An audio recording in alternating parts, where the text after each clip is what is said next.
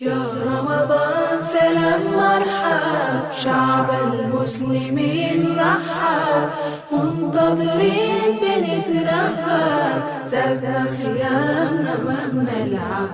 مرحب بك في كل دار، فرحانين صغار وكبار، نتآلف نزور كل جار، ننفق صدقة للإفطار. بسم الله الرحمن الرحيم. الحمد لله رب العالمين، والصلاة والسلام على سيد المرسلين نبينا محمد وعلى آله وصحابته الأخيار الأبرار الأتقياء الأطهار، ثم أما بعد. السلام عليكم ورحمة الله وبركاته أيها المسلمون وأيتها المسلمات. إلهي سبحانه وتعالى بين أمهات علينا جل وعلا maanta ina waafajiyey inaynu darsigii sideedaad ee duruusta ka mid ah inaynu galno. aynu ilaahay ugu mahad celinaynaa fahamka soonka aynu ugu magac darnay. waxaynu ka soo hadlayno ku dhex jirnay waxyaabihii mufatiraadka ahaa ee qofka sooman afurinayay. waxaynu ka soo hadalnay qayb ka mid ah oo cuntadii iyo cabitaanadii iyo shuruudahoodii. maantana waxaynu ka hadli doonaa mufatiraadka shayga ugu weyn oo ugu maxaanku yidhaahdaa adag. shaygaasina waa jimaaca iyo galmada oo qofkii uu sameeyo soomanaa maalin rabadaana. jimaacu waa acdamu lmufatiraat, waxyaabaha qofka sooman afuriya waa shayga ugu weyn ayuu ka mid yahay, waana shayga ugu dembi weyn qofku isagoo sooman inuu galmo sameeyo. runtii masaa'il dhowr ah ayaa ka farcami karaya xukunka jimaaca maalin ramadaan qofku uu sameeyo.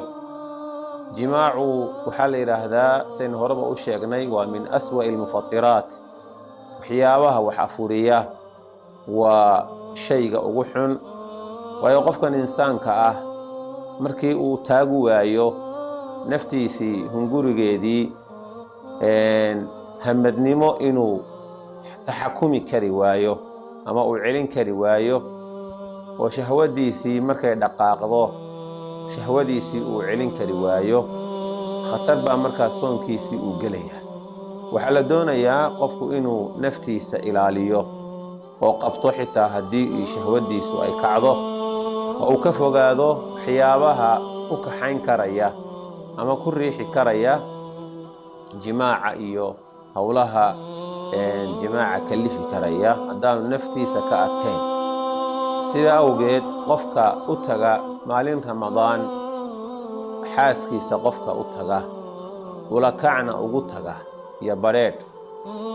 haddana isagoo aanay cidi khasbin ikhtiyaarkiisana ugu taga, faqad afsada sawmahu, qofkaasi soonkiisii wuu fasahaadiyey. galmadaa uu sameeyey manidii ha ka timaado ama yaanay ka imaanin, marba hadduu galmaba sameeyey soonkiisii waa fasahaad. kow waxaa laga rabaa marka ugu horraysa kiiskaa uu galay ka dhalanaya attawbatu ila allaahi jalla wacala, ilaahay inuu toobad keeno subxaanahu wa tacaala.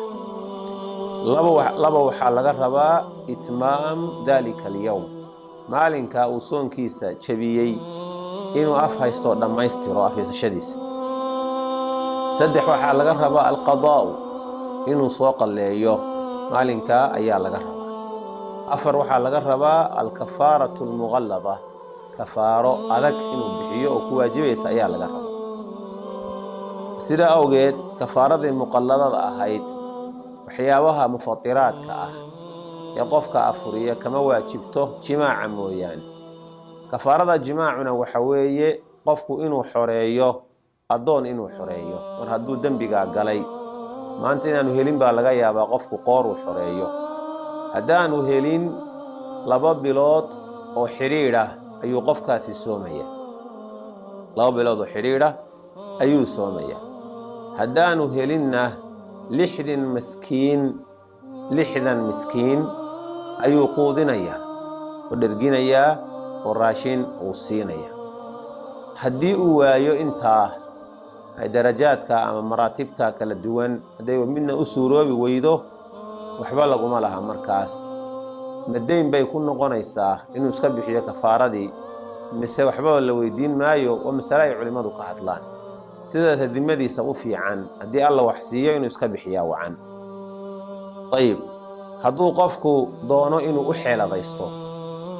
xeeladaysto ramadaanta si uu xaaskiisa ugu tago uu is yidhaahdo xeeladayso bini aadamku xeeladi kama dhammaate oo intuu marka hore wax cuno oo wax cabbo uu soontii jabiyo dabeetana isagoo isleh iminka waad jabisay soonkiioo waad afuran tahay reerkaagii u tag sidaa sameeya macsiyadiisaasi way ka daran tahay ama dembigaa uu galay ilaahay uu ku caasiyey jimaaca keliya markuu sameeyey waayo 2 jeer ayuu xurmadii bisha ay lahayd iyo waajibkan ilaahay uu saaray 2 jeer buu ku ciyaaray oo xurmadaasi uu jabiyey maratan biaklihi mar wuxuu ku jabiyey oo xurmadii ku ciyaaray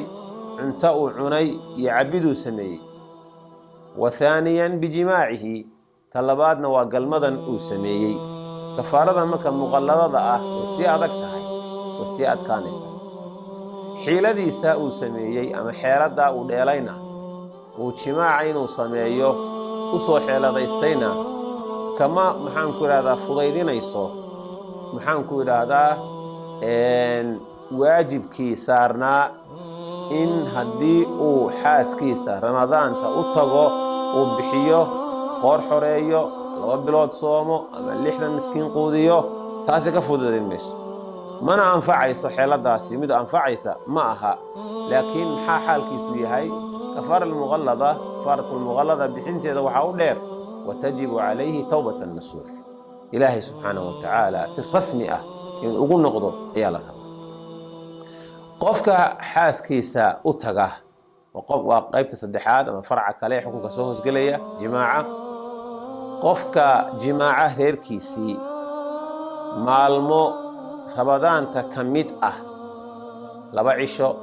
3 cisho 4 maalmood 5 cisho ayaa mutacadid ah maalmo dhowra ayuu isticmaalay reerkiisii facalayhi kafaaraat bicadadi alayaam waxaa laga rabaa maalmahaas hal kafaara lagu yeelan maayo inta maalmood ee uu sameeyey hawsha maalin waliba gaarkeeda kafaaradii ka waajibaysay ayaa lagu yeelanaya iyadoo ay u dheer tahay maca qadaa tilka alayaam maalmahaasna inuu qadeeyana waa u dheer tahay oo waa laga rabaa uu dee afuray looguna cudurdaari maayo anigu jahli baan kaga sugnaa kafaara in layska rabo ma aan moodaynin wuxuu inay dembi yahay waa garanayay toobadkeen iyo wax caynkaasa inay ka waajibaysaan moodayay laakiin isma lahayn waxanoo kafaara ah waxanoo xuquuqa arrintan ka dhalanaysa anigu isma lahayn haddii uu yidhaahdo waxba ka socon ma waayo wuxuu garanayaa xurmada ay arrintu leedahay ayuu garanayay fii nahaari ramadaan marka garasho la'aantiisaasi kafaaradan muqalladada ah uu ku andacoonayo leeyahay anigu maan garanaynin hadduu ninku reerkiisa ramadaanta maalinteeda u tago in maxaanku idhaahdaa ay ku imanayso maan garanaynin uu leeyahay arrintaasi sabab u noqon mayso fii isqaati alkafaara waayo inuu taxriim arrintani muxaram tahay buu ogaa xurmadii cibaadadana wuu ku ciyaaray wixii ka laazimayana waa laga rabaa ama cuquubadan aqoon ha u yeesho ama yaanu aqoon u yeelanin daliilkeeda xalqada dambaynu ka sheegi doonaa assalaamu calaykum waraxmat ullaahi wabarakaatu astawdicukum allah منتظرين بنترحب زادنا صيامنا ما بنلعب مرحب بك في كل دار فرحانين صغار وكبار نتآلف نزور كل جار ننفق صدقة للإفطار مرحب بك في كل دار فرحانين صغار وكبار صلاة تراويح نلينا شعار ونلقى البركة في الأسحار